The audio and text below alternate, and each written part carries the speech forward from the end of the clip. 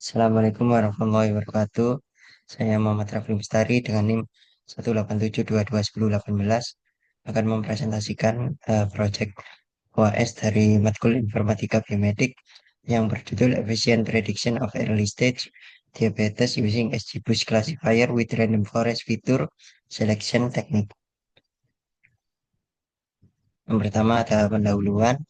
Diabetes merupakan penyakit metabolik serius yang ditandai oleh tingginya kadar gula darah dan menyebabkan kerusakan pada saraf, jantung, mata, ginjal, serta pembuluh darah. Secara global, lebih dari 422 juta penduduk dunia hidup dengan diabetes dan penyakit ini menjadi penyebab lebih dari 1,6 juta kematian setiap tahun. Selain itu, diabetes juga meningkatkan risiko terhadap COVID-19 dan memperparah risiko komplikasi dan mortalitas bagi penderita. Metode diagnosis yang umum digunakan saat ini berbasis pemeriksaan kadar glukosa darah yang memerlukan prosedur laboratorium yang dapat memakan waktu dan rentan kesalahan teknis. Untuk menjawab kebutuhan tersebut, penelitian ini mengusulkan pendekatan berbasis data kuesioner tanpa tes darah. Penulis menggabungkan metode multiple linear regression atau MLR, random forest, dan XGBoost untuk menghasilkan model prediksi diabetes yang lebih efisien. Tujuan dari penelitian ini yang pertama, menguji signifikansi statistik variabel-variabel risiko diabetes tahap awal menggunakan metode MLR untuk memastikan validitas fitur yang digunakan. Lalu menerapkan metode random forest sebagai teknik seleksi fitur guna mengurangi dimensi data dan meningkatkan efisiensi. Lalu mengembangkan dan mengevaluasi model klasifikasi diabetes tahap awal dengan algoritma KNN, gradient boosting, random forest, dan XGBoost untuk menghasilkan sistem pendukung keputusan yang akurat dan efisien. Selanjutnya ada dasar teori. Penelitian ini memanfaatkan beberapa konsep dasar dalam pembelajaran mesin. MLR digunakan untuk menguji validitas setiap variabel melalui analisis signifikansi statistik atau p-value, sehingga hanya fitur yang relevan dipertahankan dalam model. Random forest juga digunakan sebagai metode fitur selection dengan memerankan fitur berdasarkan tingkat kepentingannya, sekaligus membantu mengurangi kompleksitas komputasi. XGBoost, metode boosting berbasis gradien, dipilih sebagai algoritma utama dalam proses klasifikasi karena kemampuannya meningkatkan performa model secara bertahap dengan fokus pada sampel yang sulit diprediksi. Selain itu, algoritma lain seperti KNN, gradient boosting, juga digunakan sebagai pembanding dalam studi ini. Evaluasi model dilakukan menggunakan conversion matrix beserta metrik lain seperti akurasi, presisi, recall, advanced score, serta ROC dan AUC untuk mengukur kemampuan klasifikasi. Lalu ada metodologi penelitian dari paper. Yang pertama dilakukan analisis statistik deskriptif untuk memahami karakteristik dasar dari data, seperti distribusi usia, jenis kelamin, dan lainnya. Lalu dilakukan uji validitas variabel menggunakan MLR untuk menentukan mana yang signifikan yang berpengaruh terhadap diabetes berdasarkan nilai B. Dan berikutnya, fitur selection menggunakan random forest, di mana setiap fitur diberi bobot berdasarkan tingkat kepentingannya. Lalu dilakukan proses klasifikasi menggunakan 4 algoritma pembelajaran mesin, yakni KNN, gradient boosting, random forest, dan XGBoost. Dua skenario model digunakan, yang pertama memakai seluruh 16 fitur, dan yang kedua memakai 9 fitur terpilih hasil seleksi. Pada tahap terakhir, performa dari setiap model dievaluasi menggunakan metrik-metrik berbasis confusion matrix yang meliputi akurasi, presisi, recall, advanced score, serta analisis ROC dan AUC. Dataset yang digunakan dalam penelitian ini berasal dari Sylhet Diabetes Hospital di Bangladesh dan tersedia secara publik melalui UCI Machine Learning Repository. Dataset ini berbentuk CSV dan berisi 520 sampel yang terdiri atas 320 pasien diabetes dan 200 pasien non-diabetes. Seluruh data dikumpulkan melalui kuesioner tanpa melibatkan pengukuran darah, sehingga fokus pada gejala dan faktor risiko, seperti usia, jenis kelamin, polidipsia, dan lainnya. Secara keseluruhan terdapat 16 variabel yang digunakan sebagai input awal sebelum dilakukan seleksi fitur. Ini merupakan gambar dari variabel-variabel yang ada pada dataset. Ini merupakan gambar tampilan dari Excel atau data mentahnya.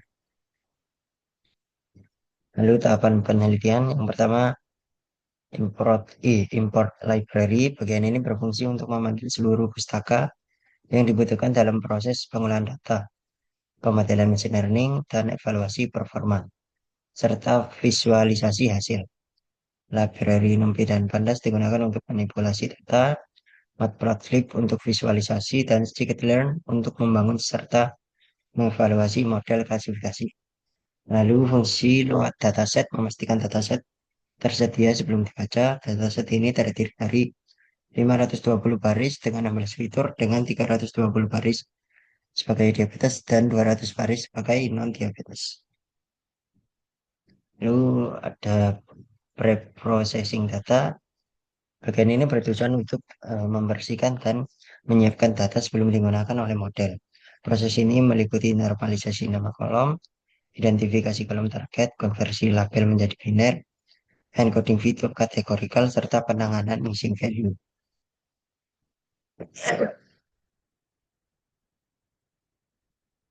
Lalu ada bagian statistika inferensial atau MLR. Bagian ini digunakan untuk menghitung nilai p-value dari setiap fitur menggunakan regresi linear berganda. Nilai p-value digunakan untuk melihat signifikansi statistik masing-masing variabel. Lalu fitur importance dengan random forest. Pada bagian ini digunakan algoritma random forest untuk menghitung tingkat kepentingan setiap fitur. Fitur dengan nilai importance tertinggi kemudian dipilih sebagai fitur terbaik. Lalu selanjutnya evaluasi model. Bagian ini bertugas menghitung berbagai metrik performa model seperti akurasi, presisi, recall, advanced score, AUC, serta conversion matrix. Evaluasi ini digunakan untuk membandingkan kinerja antar model untuk mengevaluasi kinerja klasifikasi yang digunakan. Dalam penelitian ini, dataset dibagi menjadi dataset pelatihan dan pengujian masing-masing sebesar 75% dan 25%. Lalu selanjutnya visualisasi PR curve dan ROC curve. Bagian ini menampilkan grafik precision recall curve dan ROC curve untuk membandingkan performa beberapa model sekaligus secara visual.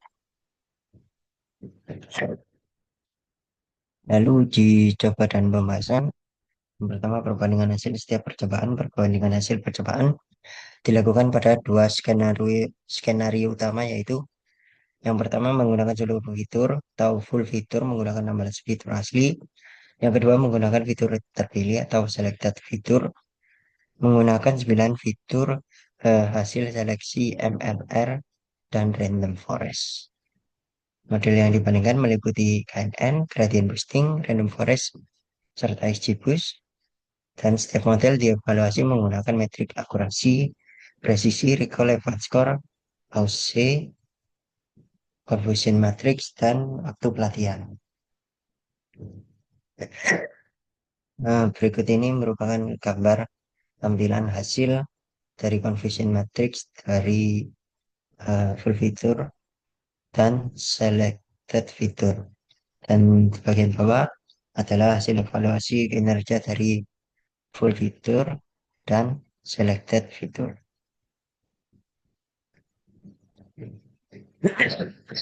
Kemudian di bagian samping kiri merupakan hasil precision recall dan erosi curve dari full fitur dan selected fitur. Secara umum perbandingan menunjukkan bahwa model ensemble berbasis pohon, random forest, gradient boosting, dan XGBoost cenderung memberikan nilai akurasi advanced score dan AUC yang lebih tinggi dibandingkan KNN. Penggunaan fitur yang terpilih seringkali menghasilkan kinerja yang setara atau bahkan lebih baik dibandingkan fitur penuh dengan waktu pelatihan yang lebih singkat. Kurva erosi dan presisi recall digunakan untuk membandingkan performa model secara visual sehingga terlihat model mana yang paling stabil dalam membedakan kelas positif dan negatif. Selanjutnya, bagian analisis masalah. Beberapa permasalahan utama yang dianalisis dan diatasi dalam penelitian ini adalah dimensi fitur yang besar dan tidak semuanya relevan, potensi ketidakseimbangan kelas, ketergantungan algoritma terhadap fitur seperti KNN, serta interpretabilitas model. Ini dengan dihitungnya nilai P dari MLR serta fitur importance dari random forest. Lalu solusi dari masalah yakni yang pertama menggunakan uji validitas fitur dengan MLR, yang kedua fitur selection menggunakan random forest, yang ketiga evaluasi multimetrik. Jadi eh, evaluasi tidak hanya menggunakan metrik akurasi saja, tetapi menggunakan metrik presisi, recall, advanced score, serta AUC.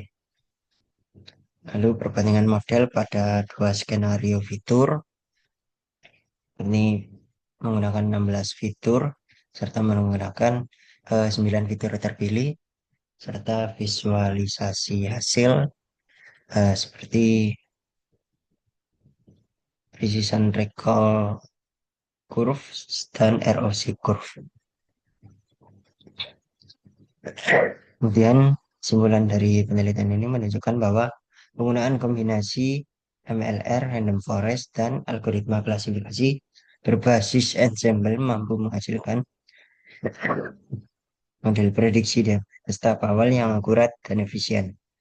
Seleksi fitur berhasil mengurangi jumlah fitur dari 16 menjadi 9 tanpa menurunkan kinerja model, bahkan mampu mempercepat waktu pelatihan. Dari seluruh model yang diuji, XGBoost memberikan hasil paling konsisten dengan nilai akurasi, advanced score, dan AUC yang tinggi, baik pada skenario fitur penuh maupun fitur terpilih. Hasil ini membuktikan bahwa seleksi fitur yang tepat dapat meningkatkan efisiensi model tanpa mengorbankan performa prediksi. Lalu saran untuk pengembangan selanjutnya, model dapat diuji menggunakan dataset yang lebih besar dan beragam agar hasilnya lebih general. Selain itu, penerapan teknik penanganan data tidak seimbang eh, dapat dipertimbangkan agar model bisa lebih dikembangkan. Penambahan metode interpretasi model juga disarankan agar hasil prediksi lebih mudah dipahami dan dapat mendukung pengambilan keputusan medis secara praktis. Sekian presentasi dari saya.